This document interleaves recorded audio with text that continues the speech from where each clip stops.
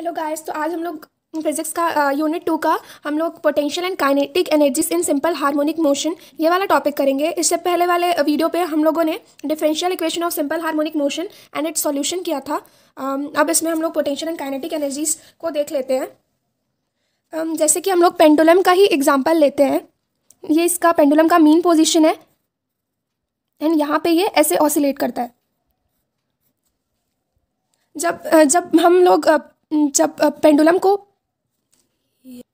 हम पेंडुलम को उसके मीन पोजीशन से डिस्प्लेस करते हैं, फिर वो जैसे कि इस पोजीशन पे जाके अपने हाईएस्ट पोजीशन पे जाके वो फिर से वापस आता है, तो it must have some energy ना। दैट्स वाई एक कोई रिस्टोरिंग फोर्स उसे वापस लेके आ रहे, तो वो जो एनर्जी उसे वापस उसके मीन पोजीशन पे लाती है, उस एनर्जी को हम पोटेंशियल एनर्जी बोलते हैं। एंड ये जो बॉब है, ये जो पेंडुलम है, ये होल पूरे टाइम ऑसिलेट करती रहती, पूरे टाइम मोशन में रहती। तो पूरे टाइम मोशन में रहती है, इसका मतलब पार्टिकल में काइनेटिक एनर्जी भी है। Particle remains in motion, hence it also possesses kinetic energy. The two forms of energy, तो ये जो टू फॉर्म्स ऑफ एनर्जी है, potential energy and kinetic energy, ये एक दूसरे के बीच में ये ट्रांसफॉर्म होती रहती है। कभी यहाँ पे पोटेंशियल एनर्जी हाई हो जाती है, काइनेटिक एनर्जी जीरो हो जाती है, यहाँ पे काइनेटिक एनर्जी हाई हो जाती है, पोटेंशियल एनर्जी जीरो। तो ये दोनों चेंज होते रहते हैं, पर इनका जो सम है वो हमेशा कांस्टेंट आता है, but there some always remains constant. तो अब हम पोटेंशियल एनर्जी देख लेते हैं। एट एनी इंस्टेंट टी, जो कोई भी पार्टिकल है, उसका मास है m, वो जो डिस्प्लेसमेंट कर रहा है उसकी वो है, हम एज्यूम कर रहे हैं x, और जो वो उसके अंदर जो एक्सेलरेशन है, एक्सेलरेशन को हम लोग स्मॉल f से अभी एज्यूम कर रहे हैं। तो सिंपल हार्मोनिक मोशन में क्या होता है, acceleration f is directly proportional to its displacement होता है, और डिस्प्लेसमेंट और फोर्स, डिस्प्लेसमेंट और एक्सेलरेशन का जो डायरेक्शन है वो अपोजिट होता है, इसलिए हम लोग नेगेटिव साइन लिए। ये वाला हम लोगों ने पढ़ा था conditions of simple harmonic motion में। Acceleration is directly proportional to displacement. अब इस प्रोपोर्शनैलिटी साइन को हटाने के लिए हम यहाँ पे कांस्टेंट लेंगे। उस कांस्टेंट हम लोग ओमेगा स्क्वायर को कांस्टेंट लेते हैं। Therefore restoring force on particle, जो फोर्स पोटेंशियल एनर्जी क्या बोले थे, जो हाईएस्ट पोजीशन पे रहेगा वहाँ से वापस यहाँ पे जिस कारण जो एनर्जी होती है, जिसके कारण से वो वापस आता है अपने मीन पोजीशन में आने की कोशिश करता है, उसे रीस्टोरिंग फोर्स बोलते हैं। तो restoring force is equals to mass into acceleration. तो मास हम लोगों ने स्मॉल m से लिया था, एक्सेलरेशन हमारा स्मॉल f, तो इसमें स्मॉल f की हम लोग वैल्यू पुट कर देते हैं, तो -m ओमेगा स्क्वायर x। अब देखेंगे work done against restoring force in displacing particle from x to x dx। अब हम एज्यूम करते हैं कि ये वाला जो पोजीशन है उसको हम x बोलते हैं, और थोड़े दूर में लेके जाने के लिए, थोड़ा सा डिस्प्लेसमेंट करने के लिए हमारा वर्क डन क्या होगा, वर्क डन क्या होगा, तो स्मॉल जो हम छोटा सा वर्क डन करेंगे, उसका जो फॉर्मूला क्या होगा, फोर्स इनटू डिस्प्लेसमेंट। तो हम छोटे से एक एरिया के छोटे से डिस्टेंस के लिए कर रहे हैं, इसलिए हम लोगों ने यहाँ पे dx लिया है।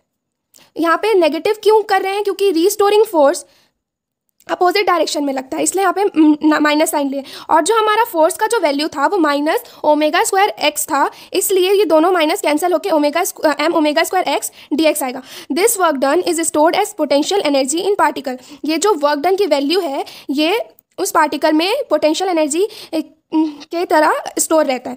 तो अब हम निकालते हैं टोटल वर्क डन। अब उस पार्टिकल को पूरे x से लेकर मीन्स यहाँ x से लेकर इस यहाँ तक लेके जाने के लिए जो हम टोटल वर्क डन करेंगे, उसको from mean position to the displace position, तो वो क्या होगा, तो टोटल वर्क डन को हम u लिखे हैं फ्रॉम जीरोथ पोजीशन, ये mean position mean 0 to x लेके जाना है। तो हम एक स्मॉल को बड़े पूरे पार्ट में ऐसे उसका वैल्यू निकालने के लिए हम इंटीग्रेट करते हैं। तो 0 टू x में इसका ये जो वर्क डन था dw, उसको हम लोगों ने इंटीग्रेट किया, तो हमारा इंटीग्रेशन करने के बाद क्या आया, 1/2 m omega square x square. तो ये हमारी पोटेंशियल एनर्जी की वैल्यू हो गई। अब हम काइनेटिक एनर्जी निकालेंगे। Kinetic energy at any instant में उसका जो डिस्प्लेसमेंट हम क्या लेंगे, x। जैसा कि हम जानते हैं काइनेटिक एनर्जी का फॉर्मूला होता है हाफ mv²। तो v उसकी वेलोसिटी होती है, तो हमारी यहाँ पे वेलोसिटी क्या हो गई, u is equals to omega √a² minus x²। तो हम लोगों ने जब differential equation of simple harmonic motion derive किया था, तो हमारी जो वेलोसिटी dx/dt की वैल्यू आई थी ओमेगा √a² माइनस x²। तो वहाँ से हम लोगों ने वेलोसिटी की वैल्यू ये वाली ली है। अब सिंपली हम काइनेटिक एनर्जी ऑफ पार्टिकल के की वैल्यू, जो काइनेटिक एनर्जी होता है वो हाफ mv² होता है। यहाँ पे हम लोगों ने u लिया है, तो उस u की वैल्यू को यहाँ पे हम लोगों ने पुट कर दिया, तो ये हमारी काइनेटिक एनर्जी आ गई। अब अब हम टोटल एनर्जी निकालेंगे। टोटल एनर्जी क्या होता है? Potential energy plus kinetic energy. तो टोटल एनर्जी को हम लोगों ने ई से डिनोट किया है।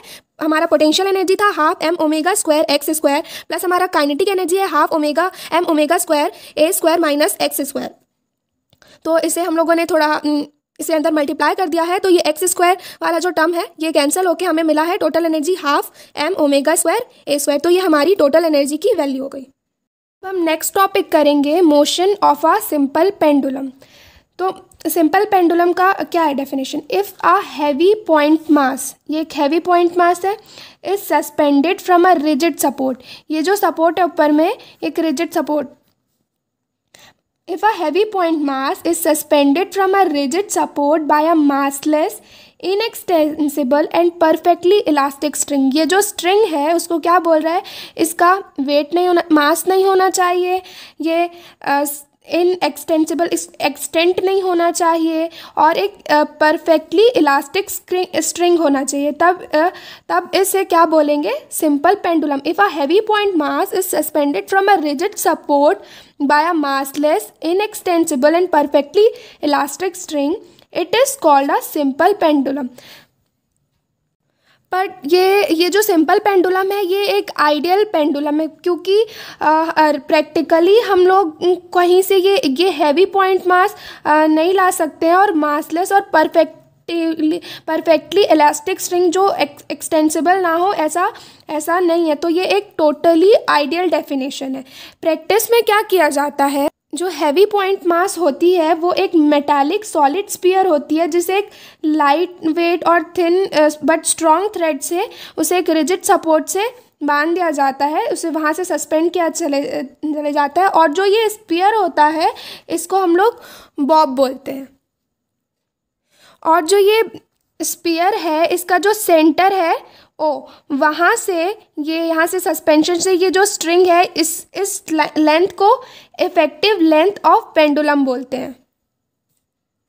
ये जो SO है ये पेंडुलम का इक्विलिब्रियम पोजीशन है। इफ़ द बॉब, अगर इस बॉब को हम लोग तो स्लाइटली डिस्प्लेस करते हैं, वहाँ से हम उसे छोड़ देते हैं, तो ये क्या होगा? रिलीज़ कर देने के बाद जो पेंडुलम क्या होगा? ऑसिलेट करना स्टार्ट कर देगा, अपने मीन पोजीशन के रिस्पेक्ट में ऑसिलेट करना स्टार्ट कर देगा in a simple harmonic motion.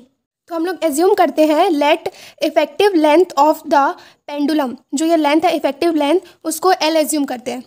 Late effective length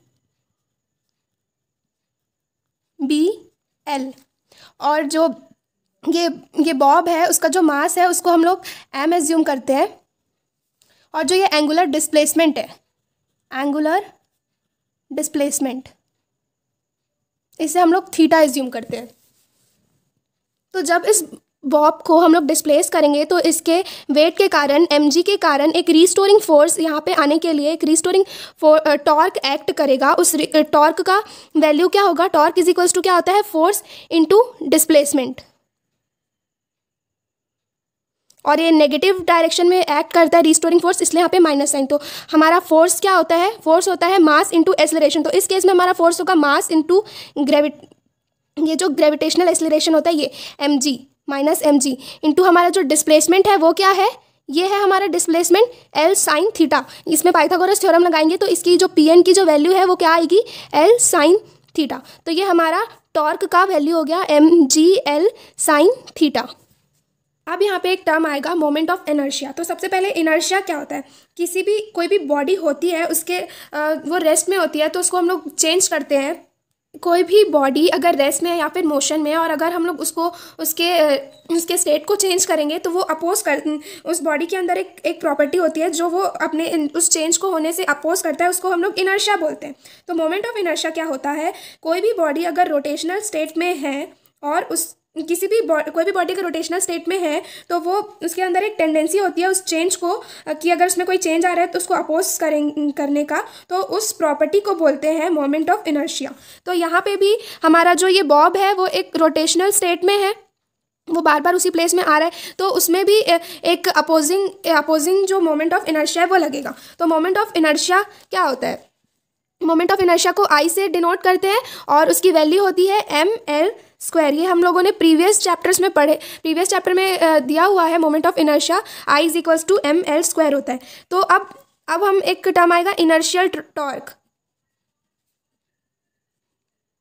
inertial torque की वैल्यू होती है moment of inertia into acceleration, means angular acceleration, d square theta by dt square. ये है हमारा एंगुलर एक्सीलरेशन। तो अब हमारा equation of motion of pendulum क्या होगा? Equation of motion of pendulum will be I d square theta upon dt square is equals to minus mg/l sine theta. तो अब हम इसको दोनों को सेम साइड में कर देंगे। I d square theta by dt square plus mg/l sine theta is equals to 0। अभी हमारा जो I का जो वैल्यू था ml स्क्वायर, इसे पुट कर देते हैं, d square theta by dt square plus mg/l sine theta. अब इसमें से m और l को कॉमन ले सकते हैं तो वो कैंसिल हो जाएगा, l d square theta by dt square plus g sine theta is equals to 0। अब इसके बाद इसको थोड़ा सा अरेंज करेंगे, इसको l से थ्रू आउट द इक्वेशन को l से डिवाइड कर देंगे तो हमारे पास इक्वेशन आ जाएगा d square theta by dt square plus g/l sine theta is equals to 0। Sine theta की वैल्यू क्या होती है, ये हम लोगों ने मैथ्स में कैलकुलस चैप्टर में पढ़ा है, theta minus theta cube 3 factorial plus and so on. तो हमारा जो थीटा है, जो एंगल है, हम लोगों ने एज्यूम किया कि वो बहुत स्मॉल है, थीटा इज वेरी स्मॉल। तो हम लोग साइन थीटा को अप्रॉक्सीमेटली थीटा ले सकते हैं। तो अब हम लोग साइन थीटा के प्लेस में थीटा पुट कर देंगे, d square theta by dt square plus g/l sine theta के प्लेस में थीटा इज इक्वल्स टू 0। अब हम ये जो g/l है इसको ओमेगा स्क्वायर एज्यूम कर लेंगे, d square theta by dt square plus omega square theta is equals to 0। तो जो ये इक्वेशन है ये क्या रिप्रेजेंट कर रहा है? Above equation represent simple harmonic motion. और ये जो टाइम पीरियड, इसका टाइम पीरियड का क्या इक्वेशन आएगा? Time period t is equals to 2πf होता है। f इज इक्वल, हमारे पास लेकिन f की वैल्यू नहीं है, ओमेगा की वैल्यू है g/l। तो f क्या होता है? 1/ओमेगा। तो 2π/ओमेगा इज इक्वल्स टू, तो 2π ओमेगा की वैल्यू क्या है? g/l। नहीं, हमारे पास ओमेगा स्क्वायर की वैल्यू है, omega square is equals to g/l। तो ओमेगा की वैल्यू क्या होएगी? √g/l। तो ओमेगा नीचे में है तो l/g, ये हमारा टाइम पीरियड का वैल्यू आ गया। इसके पहले वाले वीडियो में हम लोगों ने डिफरेंशियल इक्वेशन निकाला था सिंपल हार्मोनिक मोशन का, तो वो उसका क्या फॉर्म था? उसका फॉर्म था d square x by dt square plus omega square x is equals to 0। तो उससे हम लोग कंपेयर करके बोल सकते हैं जो ये इक्वेशन है वो रिप्रेजेंट कर रहा है सिंपल हार्मोनिक मोशन को, इसलिए हम लोगों ने ये जो g/l है उसको ओमेगा स्क्वायर से रिप्लेस कर दिया था। That's all for the today's video. Next video में हम और भी कुछ इंपॉर्टेंट टॉपिक्स देखेंगे, तो आप ज़रूर देखें next video which is important for your exam point of view also. Bye, take care.